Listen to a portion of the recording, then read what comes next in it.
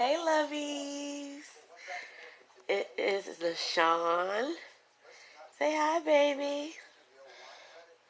Say hi. And Luvey.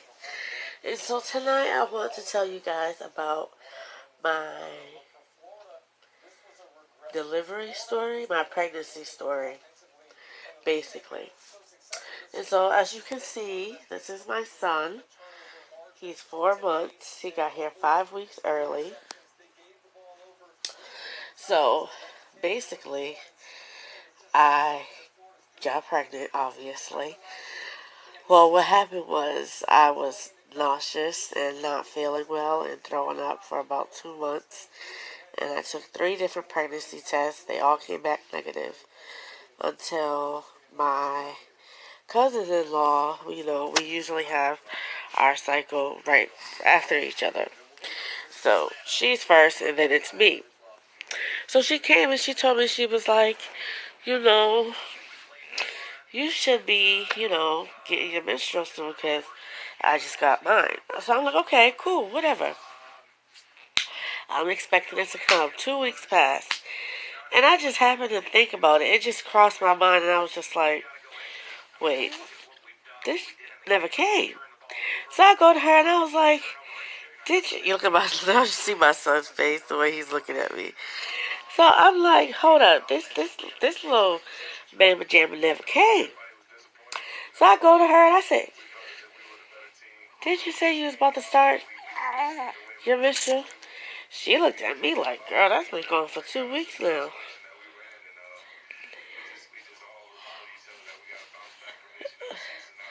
My eyes look crazy, don't it?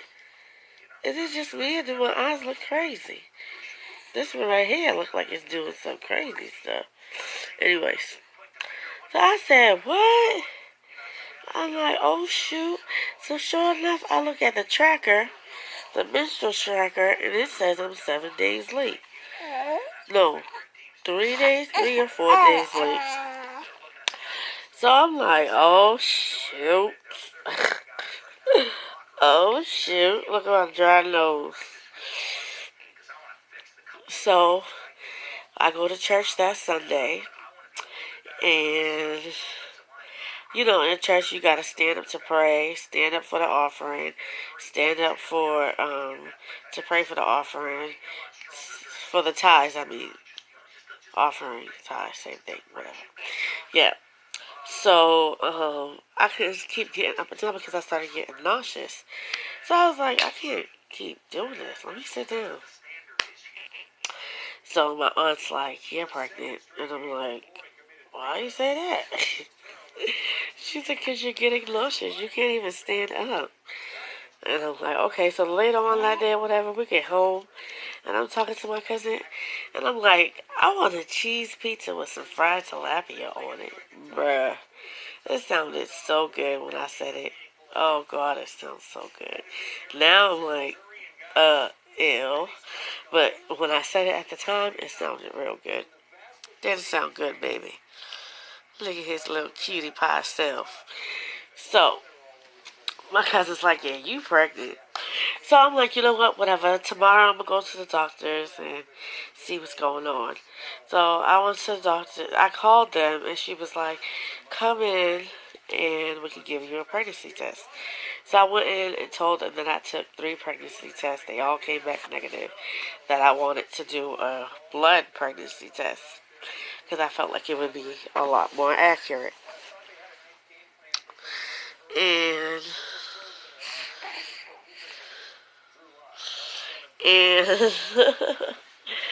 so they did it. Well, yeah, they did it, but they told me they couldn't really tell me the results because the person who did it wasn't there.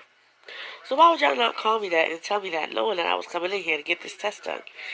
So they told me I had to find out the results the following. No, I had to come in the next morning and take a test. Take a blood test, and then find my results out then. So the next morning at 8 o'clock, I went and took the blood test. They told me I'll have my results by 12. 11 o'clock, I was calling them, gave them my little password, and the lady was like, congratulations, you're pregnant. And I was like, bitch, what? What? I was so speechless. I was just so shocked because I didn't even think I could get pregnant, but there I was. Finding out I was pregnant. I ended up being 7 weeks. And then God blessed me with this beautiful mama jamma. Isn't he so precious? So yeah. So let's fast forward to the end of my pregnancy. I was pregnant for about 8 months. And they diagnosed me with preeclampsia. So Thursday I had to go to a chest doctor, and they didn't like the way my asthma was acting up, so I went to the emergency room. By 1 o'clock in the morning, we found out that I had preeclampsia, and instead of him coming July 12th, he was going to come 2 weeks from the day that I was in the ER. But then the next day, I had an appointment with my OBGYN. He wanted to tell his side of the story, I guess. Yeah. The next day, I had an appointment with my OBGYN, and she didn't like how high my blood pressure was. So she sent me back to the ER. I got to the ER, y'all. They said, you gonna have this baby tonight. I said, y'all went from 5 weeks to 2 weeks to now. Said, I'm sorry, but you having this baby inside you any longer will pose a threat to you and the baby, and we have to get him out. Said, say no more. By the next morning, they was getting my IV in, getting me ready and prepped for my delivery. So they had to see where the baby was. I had to do ultrasound so they could see where the baby was. And because he was laying across like this, I had to get a C-section. Which I guess was okay because I didn't have to worry about pushing and the labor pains and contractions and stuff like that. So they did what they had to do. Then they rolled me into the operating room. My husband was there. They told him to stay out while they sanitized everything. They asked him to step out while they sanitized everything. Bless you. Bless you. So that's what he stepped out, and then they were holding me, and they had put the needle on my back, and I could feel everything. And then eventually, it just felt like a ticklish feeling, like when they put the actual epidural needle in the catheter, and they put the needle inside the catheter. It just felt so ticklish. And I kept trying not to squirm and wiggle. And then they were singing to me. They had on trap music in the background, y'all. And the doctors were singing the trap music. They knew the words. I forget what song it was, but they knew the words. Somebody's sleepy. Yeah. He just had a bottle and had his diaper changed, so he'll be going to sleep soon. Yeah, but it was funny because I couldn't believe they knew the words to that song. But anyways, so yeah, they were she was rubbing my back and she was soothing me and talking to me. It was just great. That team was phenomenal. And they was asking me, did I feel the tip of the needle? I said yes. And eventually, he was asking me, did I feel anything? And I was looking at him like, feel what? And they were like, oh yeah, she's ready. And they called my husband back in. Next thing I know, my husband was tapping me like, babe, your son's here. And I just started crying because I was just so happy that I had my child, my first baby. So I was just so excited. It was such a beautiful feeling. I'm trying not to cry right now, but it's just like the best thing that's happened to me. You guys don't understand. To have my own child, I'm trying to fight back tears. He's the best. He is so amazing. He never fails to surprise me, amaze me. So then, my husband had to go back to work, so it was just me and him in the hospital. We stayed in the hospital for 5 days, because my blood pressure was too high, so they couldn't let me go home until it went down. It's right here. they couldn't let me go home until it went down. So when it finally went home, when it finally went down, I went home. And 3 days before my husband's birthday, he came, June 9th, and then my husband's birthday is June 12th. So my husband spent his birthday in the hospital with us. I guess it was the best birthday gift he could ever got, because we had birthday plans for him, but clearly we couldn't do any of that. So my son was ready to come. It was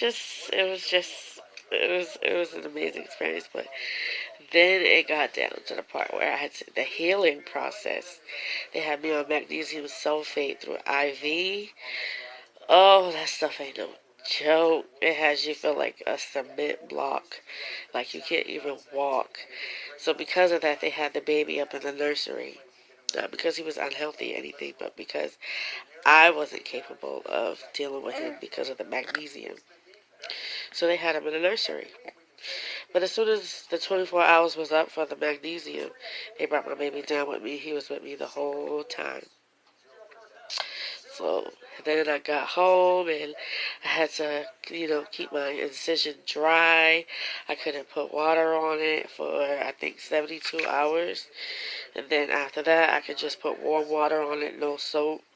Couldn't scrub it or anything. I couldn't really bend over to pick the baby up. I couldn't really walk long distances. It took maybe 6 weeks to start really feeling like the pregnancy stuff was starting to, ease up. It took 3 months for me to start feeling like I was getting back to myself. The bleeding it lasted for a while. Yeah. That's my pregnancy story. That's how I got him. Well, how he came. He arrived. His entrance to this world. So amazing, y'all. Do any of you guys have pregnancy stories? Let me know. Comment below. And if you thought this was an interesting story, like, share, subscribe. Even if you thought it was whack, still subscribe. Just comment below and let me know why you thought it was whack. Or whatever. So, that's all for now. Good night from LaShawn and me, Luvey. Remember, start with God, end with God. Bye.